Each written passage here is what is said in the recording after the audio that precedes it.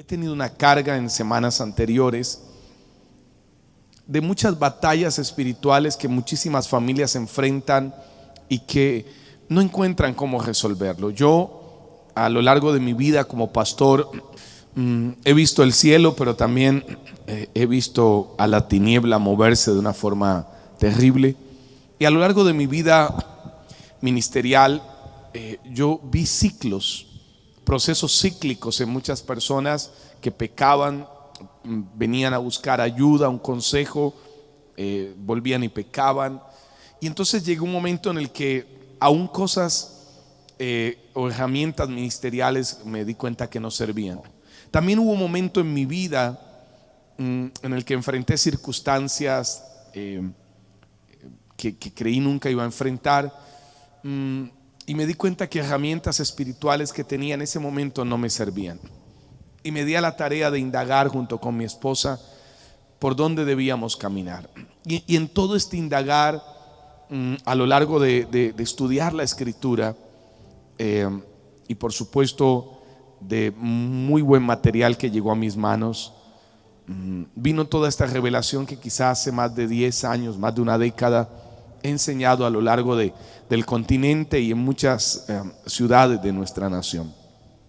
Etimológicamente la palabra iniquidad traduce lo que está torcido. Lo que está torcido. Yo creo que todos en la vida hemos batallado con aquella expresión que el apóstol Pablo dijo: miserable de mí, ¿quién me librará de este cuerpo de muerte? Y él hizo una declaración muy seria. Dijo: lo que no quiero hacer, eso hago.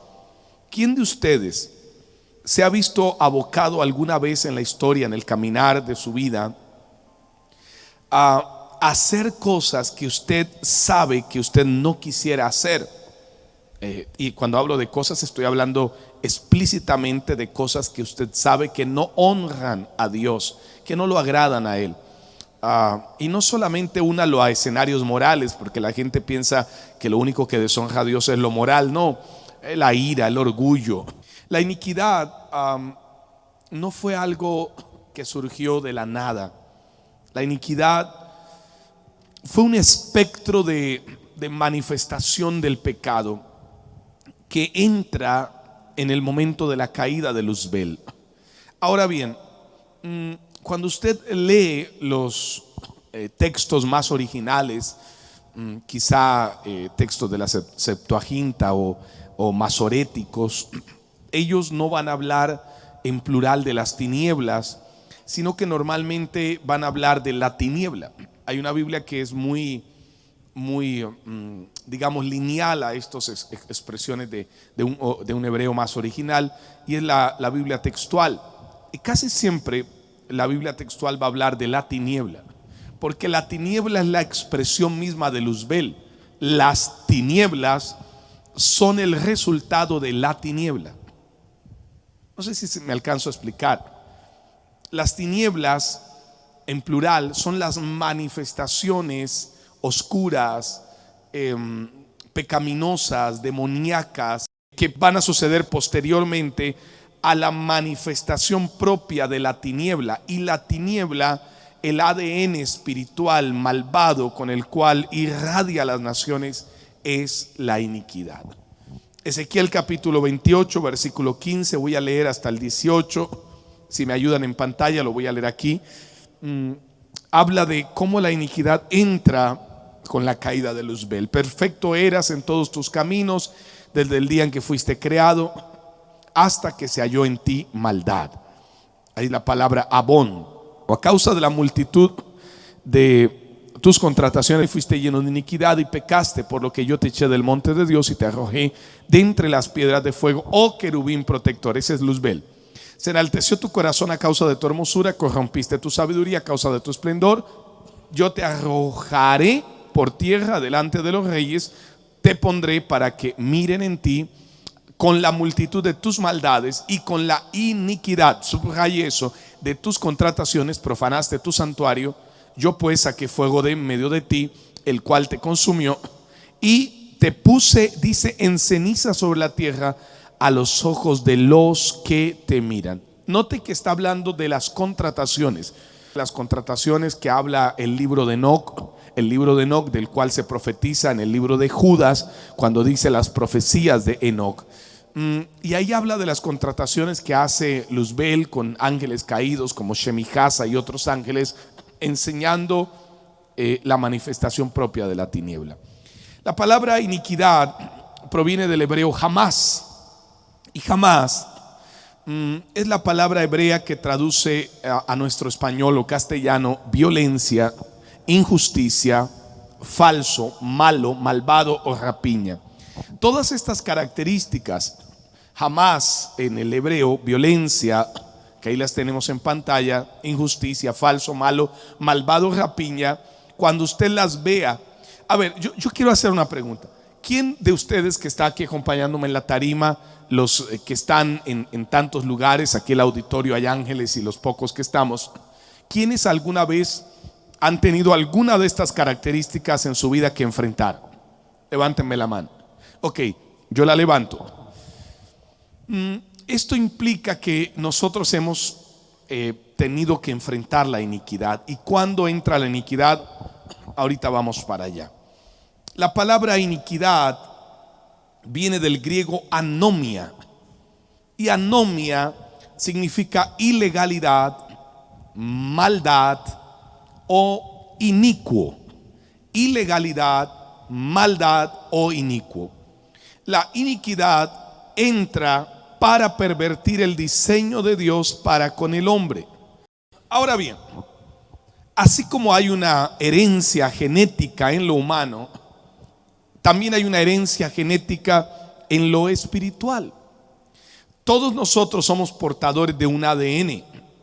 Y ahora, el ácido desoxirribonucleico, ya lo voy mejorando, es ese ADN o el DNA, el ácido desoxirribonucleico, ya voy adelante, se define como un biopolímero compuesto químico que está formado por unas unidades estructurales químicas que se repiten.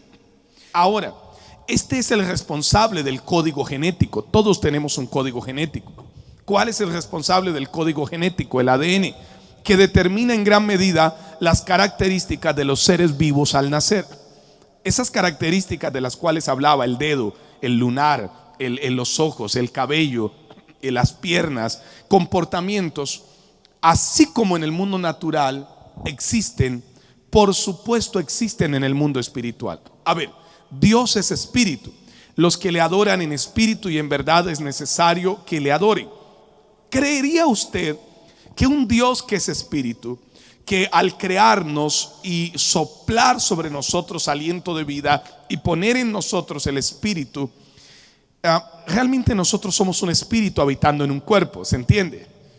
Entonces, si yo soy un espíritu que habita en un cuerpo, si usted es un espíritu que habita en un cuerpo y usted tiene un ADN en lo natural que crea el proceso secuencial por el cual los rasgos se van a manifestar y predeterminan ciertas condiciones o rasgos físicos, ¿creería usted que el ser espiritual, Dios, que nos creó, solo iba a proveer en nosotros un ADN físico y no iba a proveer un ADN espiritual? Sería imposible, sería ilógico pensar en esto, porque Dios es espíritu. Entonces todos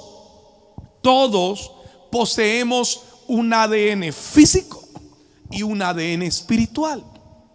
Ahora, el problema es que el ADN espiritual muchas veces es desconocido. Mire, muchas personas van a hacerse un examen médico y les aparece un problema en el colon.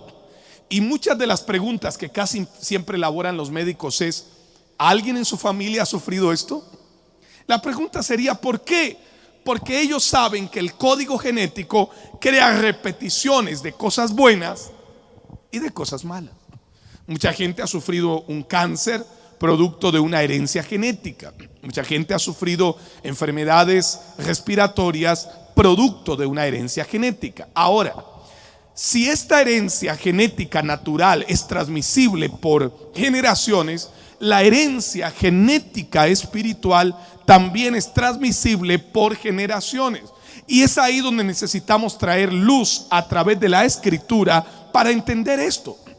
Ahora bien, para entender esto es necesario ir a Éxodo capítulo 34, porque esto es una base escritural. O sea, esto no es un tema que sale de una revista, esto no salió del New York Times, esto sale de la escritura, esto no está en un periódico. Muchos médicos, científicos, son más conocedores de estos temas que muchos hijos de Dios. No de usted porque los conoce y los va a conocer mejor. Digo yo porque ellos entienden el material genético y lo saben. Es por eso que se dice palabras como estas: igualito de mujeriego al papá. A ver, explíquenme, ¿eso es un ADN físico? No, es natural. A ver, ¿una persona aporta en las células humanas ser adúltero? No. ¿Cómo es posible que un nieto termine siendo jugador de un casino igual a los abuelos? ¿Por qué? Porque lo porta un material celular genético compuesto por un biopolímero químico que hace una secuencia de repetición imposible. Va hasta el lunar, va hasta el dedo, va hasta una enfermedad, pero no va a determinar patrones conductuales, ni va a predeterminar acciones que el individuo desarrolla, que son el resultado no del ADN físico, sino del ADN espiritual. Y es ahí donde la iniquidad tiene el modelo de movimiento para inducir y predeterminar acciones del hombre. Entonces, ahí donde necesitamos nosotros tratar con esto. Yo espero que usted esté disfrutando tanto como yo esta enseñanza. Éxodo capítulo 34.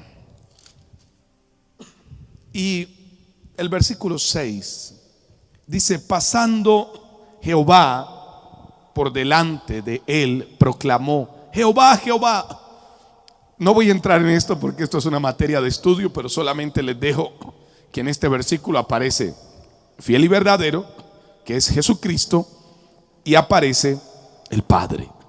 Y pasando Jehová por delante de él, proclamó: Jehová, Jehová, fuerte, misericordioso y piadoso, tardo para la ira, grande en misericordia y verdad, que guarda misericordia a millares, que perdona la iniquidad. Buena noticia. Pero note que divide estos tres escenarios: iniquidad, rebelión y pecado. Creo yo que la iniquidad es la que detona esto. Iniquidad, rebelión y pecado. Y que de ningún modo tendrá por inocente al malvado, que visita no el pecado, no la rebelión, la iniquidad de los padres sobre los hijos. Aquí está diciendo que no es lo mismo pecado, rebelión o iniquidad. No es lo mismo. Es diferente la iniquidad, el pecado y la rebelión. Ahora, Dios está diciendo que visita la iniquidad de los padres sobre los hijos hasta la cuarta generación. Esto no es lo mismo que una maldición solamente generacional. Las maldiciones generacionales son conductoras de la iniquidad. Espero que se entienda. A ver, ¿se puede a través de un examen de sangre determinar cómo está el estado de un individuo? Sí. La sangre tiene esa posibilidad. La iniquidad es como una sustancia. No es algo intangible. Es como una sustancia acuosa, aceitosa. Y algunos dirían: ¿pero de dónde saca usted eso? De la Biblia. Y se lo voy a leer ahorita. Es como una sustancia. Digo es como para no totalizar mi concepto. Entonces yo puedo teorizar de esto, pero no voy a ser concluyente. Que sea concluyente la escritura en mi conceptualización del mismo. Ahora bien, la iniquidad es como una sustancia acuosa, aceitosa, que entra a contaminar el espíritu del hombre. Ahí saltarían algunos teólogos antiguos y dirían: imposible, el espíritu no se puede contaminar porque es la parte de Dios en el hombre que es incorrupta, incorruptible, inmarcesible, inmaculada. Pero eso no es lo que dice la Biblia. La Biblia dice que sí. ¿Dónde? Segunda a los Corintios capítulo 7 versículo 1. Vamos allá. Segunda a los Corintios capítulo 7 verso 1. Así que, amados, está hablando Pablo, el gran Pablo, puesto que tenemos tales promesas, limpiémonos, dice, limpiémonos.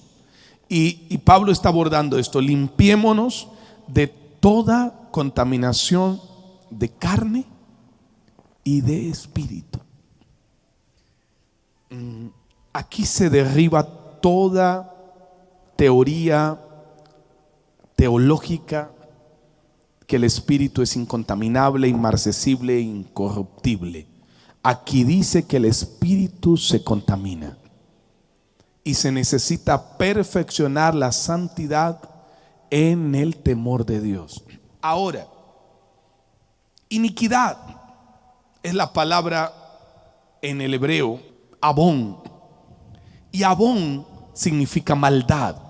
Rebelión, hebreo pesha, P-E-S-H-A, tilde en la A. Y pecado viene del hebreo ja, J-A-H-A-A-H. Entonces vamos a notar que la maldad que nace en el espíritu del hombre es la que puede provocar una transformación. La iniquidad es la maldad que produce la rebelión y hace que el pecado pueda formarse en la vida del hombre. Hace que el pecado se forme.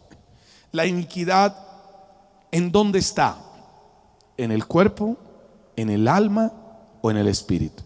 La iniquidad está en el espíritu, y por eso puede contaminar el alma y puede contaminar el cuerpo. Confesamos los pecados, pero muy pocas veces se ha pedido perdón por la contaminación del espíritu que recibimos al nacer. A ver, esto es vital. ¿Cuántos de los que están aquí o los que están conectados han pedido perdón a Dios por un pecado? Creo que todos, pero creo que no todos se han determinado un día a orar para pedir perdón. Señor, te pido perdón por toda contaminación con la que yo nací a través de mi papá o de mi mamá, las maldiciones que vinieron, iniquidades de mis abuelos, de mis bisabuelos, de mis tatarabuelos.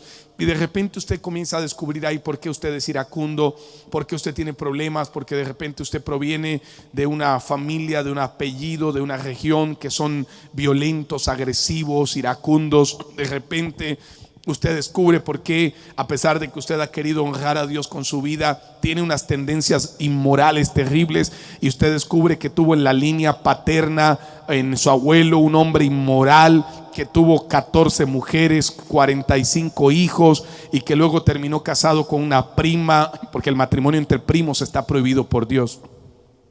El matrimonio entre primos está prohibido por Dios, es maldito, dice la Escritura. Entonces hay toda una serie de maldiciones que están ahí latentes, y de repente usted dice: sí, yo llegué a la congregación, asisto, soy cristiano, pero ¿por qué sigo teniendo tendencias a cosas que yo no quiero? Ahí viene Pablo: miserable de mí, ¿quién me librará de este cuerpo de muerte? Pues lo que no quiero hacer, eso hago. Yo creo que usted muchas veces ha hecho cosas que no quiere hacer. Ahora, tengo que ser explícito: hay personas que se escudan detrás de la iniquidad. Y no es que no lo quieran hacer, sí lo quieren hacer, y pecan porque les gusta pecar. Ese es otro grupo que está dentro de las congregaciones: los que pecan porque les gusta pecar. Son una minoría, pero existen, y hay que traer esto a la luz. ¿Cómo fue concebido usted? ¿Bajo qué lineamientos? El día que su papá y su mamá lo concibieron, ¿cómo fue?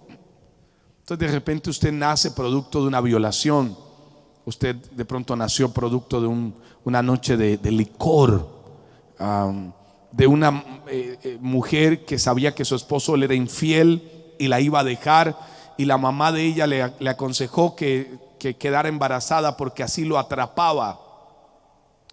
Entonces hay muchos lineamientos de iniquidad, y por supuesto cuando lleguemos al final de esta enseñanza yo lo voy a ayudar a resolver áreas a través de la escritura, para que usted ya no tenga excusa y diga: lo que no quiero hacer, eso hago. Ya usted va a llegar a decir: lo que no quiero hacer, no lo hago, porque fui libre de la iniquidad.